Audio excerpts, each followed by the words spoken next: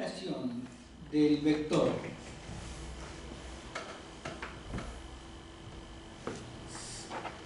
de este a este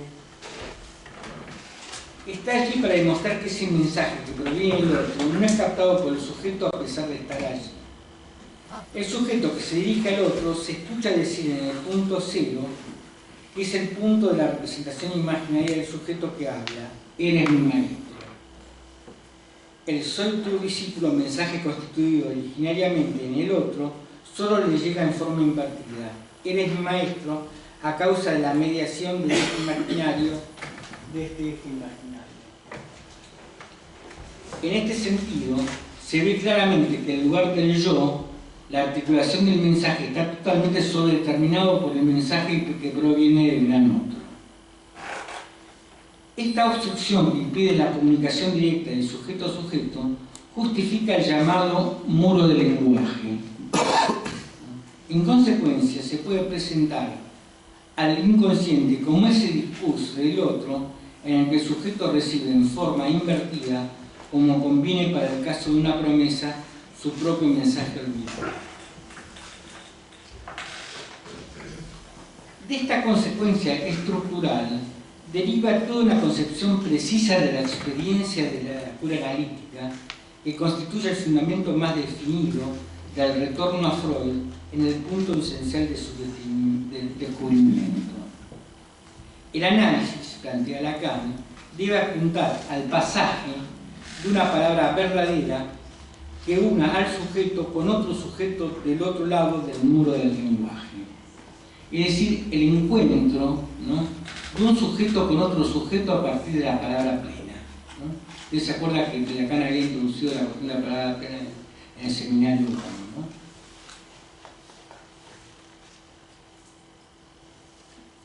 ¿no? Lo que define el punto terminal del análisis es la relación última del sujeto con un otro verdadero, con el otro que da la respuesta que no se espera. La experiencia analítica está suspendida en el pasaje de una palabra vacía, la que está mediatizada por el eje imaginario, a una palabra plena, a una palabra verdadera. Esta es precisamente para Lacan la significación esencial del análisis, por lo menos en este momento de la presentación.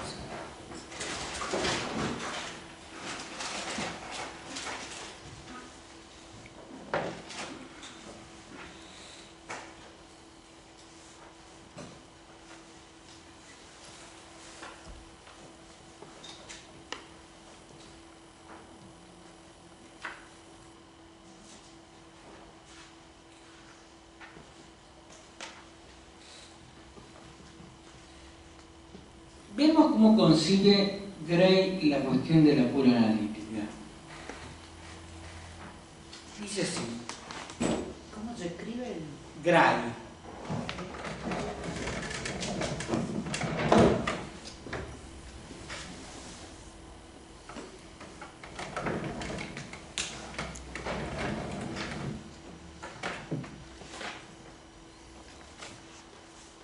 Dice que la primera fase se describe el foco de atención del analista en los puntos de cambio en el curso del material que llevan a identificar el conflicto y su resolución involuntaria en el contexto inmediato. En una segunda fase se explica cómo demostrar al paciente las manifestaciones defensivas contra los derivados pulsionales específicos de modo tal que le permita fijarse en dichos procesos y prepararse para la exploración de las motivaciones de su postura defensiva. Ustedes recordarán, no sé si vos por lo menos no sé si lo recordarán, y si no lo hacen lo vuelvo a recordar, que uno de los puntos centrales de la crítica, ¿no?, que hace Lacan a las desviaciones, ¿no?, de los post-freudianos y de aquellos analistas que derivaron a la cuestión de la psicología del yo, es justamente esta cuestión por lo cual ellos postulan que de lo que se trata es justamente, ¿no?, de concientizar al sujeto acerca de los contenidos pulsionales que acceden a la conciencia, ¿no? Entonces, ¿no?, esta es una de las cuestiones que Lacan critica, ¿no?, como una desviación también, ¿no? Y él, justamente Gray, lo toma como uno de los motivos y de una de las cuestiones a las cuales el análisis debe tender, ¿no? Y en la fase tercera se describe el análisis del papel fundamental jugado por el yo en un uso defensivo de las transferencias de autoridad, ¿no? Escuchen ustedes, ¿no? En la fase tercera se describe el análisis del papel fundamental jugado por el yo en el uso defensivo de las transferencias de autoridad, ¿no? Nada que ver con la posición del sujeto supuesto al saber ni la transferencia, ¿no? La transferencia en ese caso es sugestión, en el cual el analista se posiciona como en un lugar del portador de saber y de autoridad, ¿no?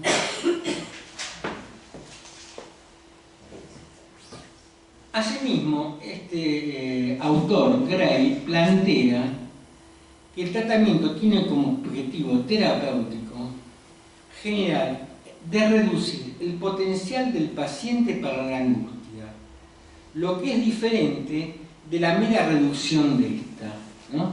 De lo que se trata no es de dosificar la angustia, es decir, acá hay una concepción absolutamente diferente de lo que es la cuestión de la angustia, ¿no?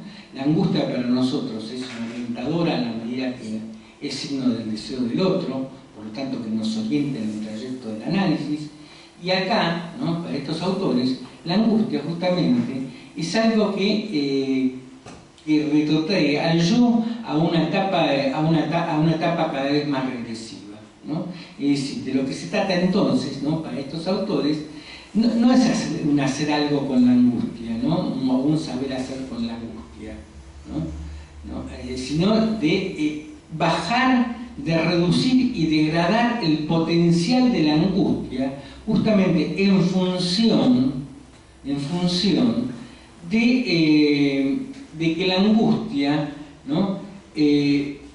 no ocasione regresiones libidinales que hagan el caldo gordo al síntoma, ¿no? Hay una concepción entre la angustia y el síntoma totalmente diferente a la que plantea por lo pronto Freud, digamos.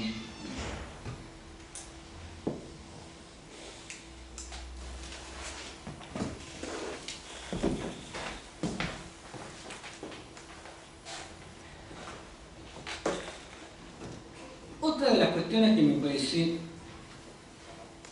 que es una cuestión crucial es la polémica en relación a la cuestión de la resistencia, ¿no?, de la lectura, ¿no?, que hicieron los freudianos justamente, y a partir de Anna Freud también, ¿no?, fundamentalmente Anna Freud, ¿no?, la cuestión de que el análisis es un análisis en el cual de lo que se trata es de vencer la resistencia, ¿no?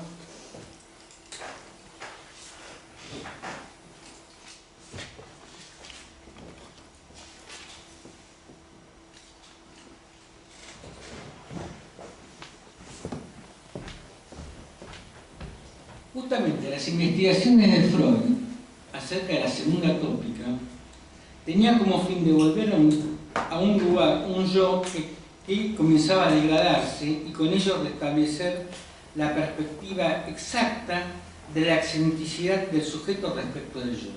Ustedes recuerden que fundamentalmente la formulación de Lacan, ¿no?, en este seminario es discernir, ¿no?, la diferencia entre yo y sujeto, ¿no?, mantener la diferencia a ultranza entre el yo y el sujeto.